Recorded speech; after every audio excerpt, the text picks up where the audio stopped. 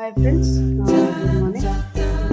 ದಪ್ಪಮೆಣಸಿನಕಾಯಿ ಆಲೂಗಡ್ಡೆ ಪಲ್ಯ ಹೇಗೆ ಮಾಡೋದು ಅಂತ ಹೇಳ್ತೀನಿ. ಇದಕ್ಕೆ ದೋಸೆಗೆಲ್ಲ ಈ ಪಲ್ಯ ಚೆನ್ನಾಗಿರುತ್ತೆ, ಅಥವಾ ಚಪಾತಿಗೆ ಏನೇನು ಬೇಕು ಅಂತ ಐಟಮ್ಸ್ ತೋರಿಸ್ತೀನಿ. ಇದು ನೋಡಿ, ಆಲೂಗೆಡ್ಡೆ, ಕ್ಯಾಪ್ಸಿಕಮು, ದಪ್ಪಮೆಣಸಿನಕಾಯಿ, ಈರುಳ್ಳಿ, ಕರ್ಬೇವಿನ ಸೊಪ್ಪು, ಮೆಣಸಿನ್ಕಾಯಿ, ಕೊತ್ತಂಬರಿ ಸೊಪ್ಪು, ಟೊಮೆಟೊ, ಶುಂಠಿ ಬೆಳ್ಳುಳ್ಳಿ ಪೇಸ್ಟು, ಮತ್ತು ಪೆಪ್ಪರ್ ಪೌಡರು, ಉಪ್ಪು. ಒಂದು ಪ್ಯಾನ್ ಇಟ್ಕೊಳ್ಳಿ, ಅದಕ್ಕೆ ಸ್ವಲ್ಪ 3-4 ಸ್ಪೂನ್ಸ್ ಎಣ್ಣೆ ಹಾಕ್ಕೊಳ್ಳಿ. ಸಾಸಿವೆ, ಎಣ್ಣೆ ಕಾಯ್ದ್ಮೇಲೆ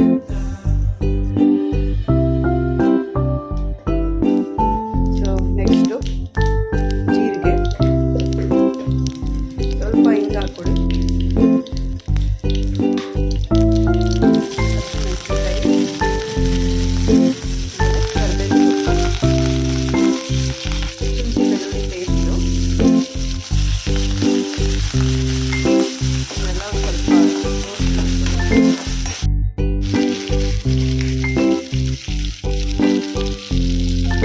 ಆನಿಯನ್ ಹಾಕ್ಕೊತಾ ಇದ್ದೀವಿ.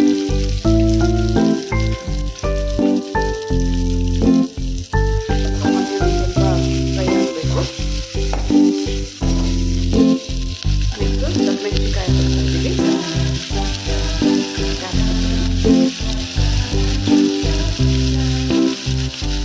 ಇದು ಒಂದು ಸ್ವಲ್ಪ ರೋಸ್ಟ್ ಆಗಬೇಕು.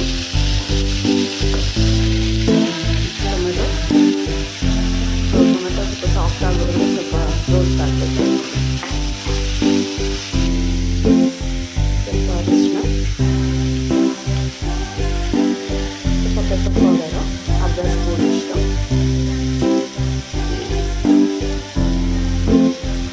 ಉಪ್ಪು ರುಚಿಗೆ ತಕ್ಕಷ್ಟು.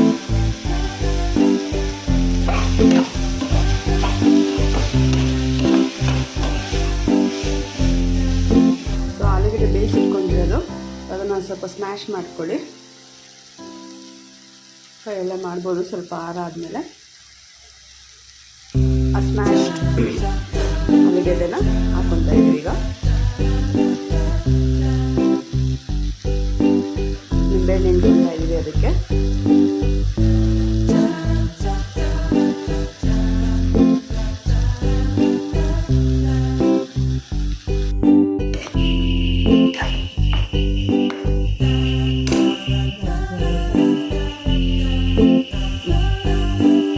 ಅರ್ಧ ಲೋಟ ನೀರು ಹಾಕ್ಕೋಬೇಕು ಸ್ವಲ್ಪ.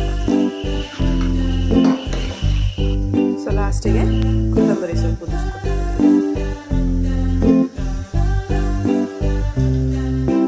ಪಲ್ಯ ಜೊತೆಗೆ ದೋಸೆ ಕಾಂಬಿನೇಷನ್ ಮಾಡ್ಕೊತಾ ಇದ್ದೀವಿ.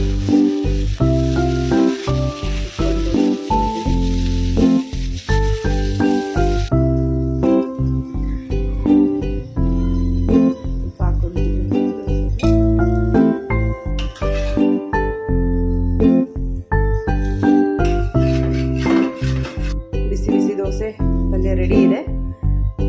ನೀವು ಟ್ರೈ ಮಾಡಿ ತಿನ್ಬಿಟ್ಟು ಹೇಗಿದೆ ಅಂತ ಕಮೆಂಟ್ ಹಾಕಿ,